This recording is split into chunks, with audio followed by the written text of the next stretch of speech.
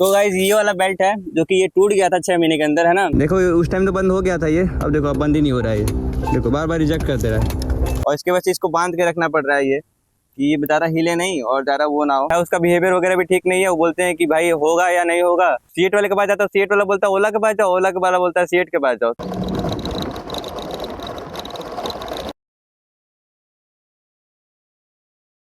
तो गाइस आज हमें इस ओला को लिए हुए टोटल 1 साल हो गए हैं और आज से कुछ महीने पहले मैंने एक शॉर्ट्स डाला था जिसमें आप लोगों ने 1 मिलियन प्लस व्यू करा दिए हैं। तो मैंने सोचा क्यों ना इस ओला का रिव्यू वीडियो डालूं, क्योंकि 1 साल हो ही गया है। तो देखते हैं हमारा पर्सनल एक्सपीरियंस क्या है। तो इस वीडियो में आपको ओला के एडवांटेज से लेकर डिसएडवांटेज तक सब कुछ देखने को मिलेगा, क्या चीजें खराब है क्या चीजें अच्छी है, और आखिरी में हम लोग कंक्लूजन भी देंगे कि किसको ओला लेना चाहिए किसको नहीं लेना चाहिए। तो इस वीडियो की एकदम असली रिव्यू देने के लिए मैंने इस ओला के ओनर को भी बुला लिया है। कोई भी वीडियो में खराब चीज ना मिले, जो कि एकदम सच्चा रिव्यू है, एकदम वो मिले। तो गाइस ये है सौरभ, ओला का ओनर है यही, और मैंने जो शॉर्ट्स डाला था ना उसमें भी यही था। सौरभ अब सब कुछ बताने वाला है कि इसमें क्या क्या चीजें खराब है क्या क्या चीजें सही है। पहले हम स्टार्ट करते हैं इसके खराब चीजों से। हाँ, जैसे कि इसकी बॉडी बहुत ही कमजोर होती है क्योंकि ये प्लास्टिक की होती है। तो इसमें प्लास्टिक होने से क्या दिक्कत आता है? मतलब प्लास्टिक के होने से कि स्क्रू जो इसका होता है वो टाइट करो तो टूट जाता है। अच्छा, मतलब अंदर से लोहा नहीं दिया है क्या? अंदर प्लास्टिक दिया नहीं नहीं, प्लास्टिक ही है। प्लास्टिक पे ही कसना होता है, चूड़ी उसका अंदर होता है वो, और उसको ज्यादा कसो तो फिर वो टूट जाता है, तो इसलिए नुकसान हो जाता है। तो ये है ओला का सबसे पहला डिसएडवांटेज कि इसकी जो बॉडी है ना सारी प्लास्टिक की बनी हुई है।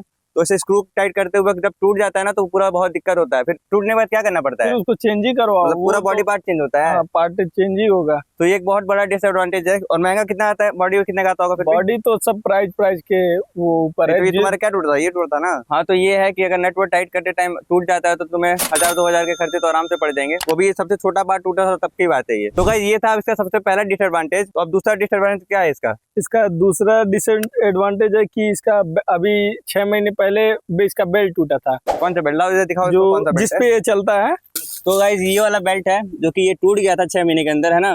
कितना टाइम लगा? कितना होता है ये बेल्ट? ये आता है कम से कम 4000 का। हाँ, तो ये जो बेल्ट का एक प्रॉब्लम है कि मतलब इसके सारे बॉडी पार्ट तो कमजोर है ही, क्योंकि बेल्ट भी बहुत ही कमजोर है। 4000 से 4200 तक आपको बेल्ट का बदलना पड़ेगा लगभग हर 6 महीने में। 6 महीने में वो टूटने के बाद ही बदलना पड़ेगा, ऐसे तो नहीं होता है। दो लोग जिस टाइम टूटा था उस समय 2 ही लोग थे। एक मैं था, एक इसी जैसा था पतला। गजब बेइज्जती है। इसका तीसरा प्रॉब्लम, इसके पहिए से हवा निकल जाता है। क्या क्या मतलब होता है? ये रिंग रास्ते हवा निकलते रहता है। मतलब इसका पंचर उंचर नहीं है? मतलब ये पंचर नहीं है, मैं कई जगह चेक करवा लिया था लेकिन पंचर नहीं है। रिंग रास्ते हवा निकलता रहता है। तो ये प्रॉब्लम मतलब हर जगह नहीं है, सबके साथ नहीं है, किसी क्या पता इसके अंदर ही हो बस।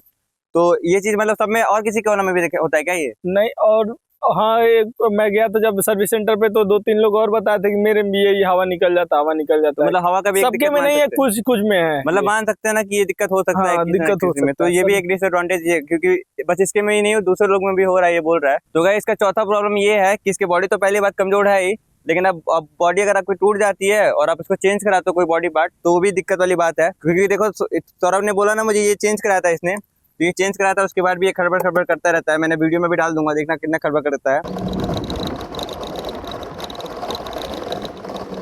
और इसके वजह से इसको बांध के रखना पड़ रहा है ये, कि ये ज़्यादा हिले नहीं और ज़्यादा वो ना हो।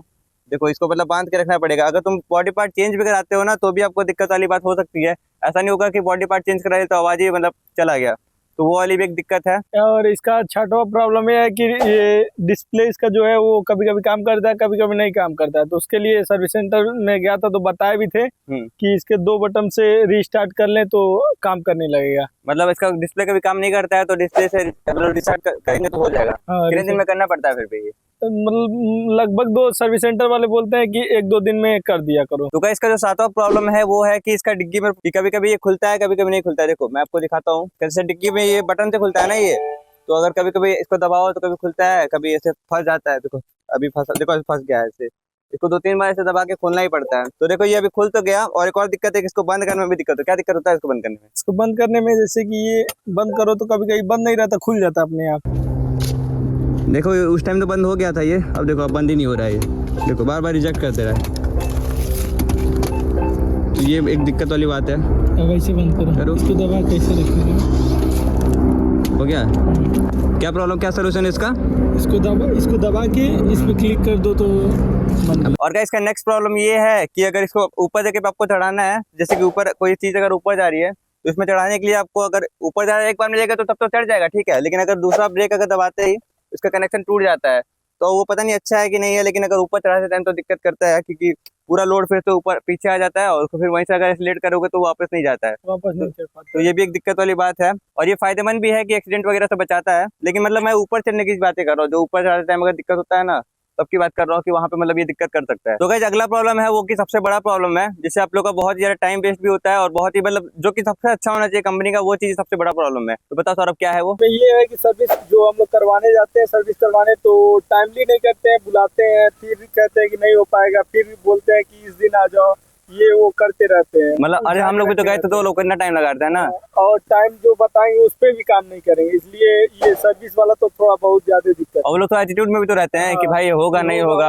जाके कहीं और दिखा लीजिए। हाँ, तो ऐसा करते हैं, तो मतलब उनका बिहेवियर वगैरह भी थोड़ा ठीक नहीं था। पता नहीं दूसरी जगह हो सकता है कि ठीक हो, लेकिन हमारे यहाँ जो है उसका बिहेवियर वगैरह भी ठीक नहीं है। वो बोलते हैं कि भाई होगा या नहीं होगा, या अगर आपको टाइम देना होगा, टाइम अगर देते भी हैं तो उस टाइम पे भी नहीं करते हैं। कहेंगे परसों आ जाओ, 4 दिन बाद आ जाओ, 5 दिन बाद आ जाओ, गाड़ी छोड़ दो, ऐसे ऐसे बोलते हैं। छोटा सा काम के लिए परेशान करते रहते हैं। जैसे टायर वाले के लिए तो अभी तक आज तक नहीं माने है ना, टायर वाला तो आज तक हम छोड़ ही दिए, वो अब हवा डाल के चला। अभी मतलब टायर के लिए तो बोल देता सीएट के लिए पास जाओ, सीएट के पास जाओ या कहीं और जाओ। और वो जो कि हम एक नया जब खरीदे तभी से दिक्कत है गाड़ी में, तो सीएट वाले के पास जाता है, सीएट वाला बोलता है ओला के पास जाओ, ओला के वाला बोलता है सीएट के पास जाओ। तो गाइस जो अगला प्रॉब्लम है वो कि एक इसी का नहीं, मतलब किसी भी इलेक्ट्रिक वाले के बाइक का प्रॉब्लम है कि अगर आपको लॉन्ग ट्रिप पे जाना है उसमें सोच के जाना पड़ेगा, क्योंकि इसमें जो मीटर है ना, अगर 140 मीटर दिखा रहा है कि 140 किलोमीटर आपका स्कूटी चल के चला जाएगा, तो वो जाता है 100 किलोमीटर ना, 100 भी नहीं जाता है। तो इसमें वो दिक्कत है कि अगर आप इसको 20 किलोमीटर चलाते हो तो जो किलोमीटर होता है ना यहाँ पे कितना किलोमीटर जाएगा, तो वो 30 किलोमीटर माइनस होता है। तो इसके भरोसे मतलब एक्यूरेट नहीं है कि अगर 140 किलोमीटर लिखा है तो आप 140 किलोमीटर पहुंच ही जाओगे,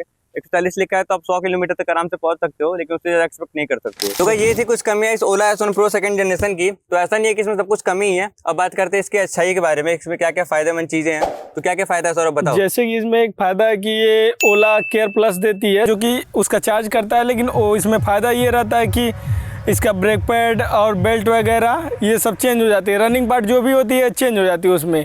और ओला केयर प्लस कभी ऑफर में आता है तो 2500 का आ जाता है, कभी बिना ऑफर का 4,000 तक का आता है। कितने का रहता है वो? 1 साल का इसका वैलिडिटी होता है। उसमें क्या क्या इंक्लूड रहता है?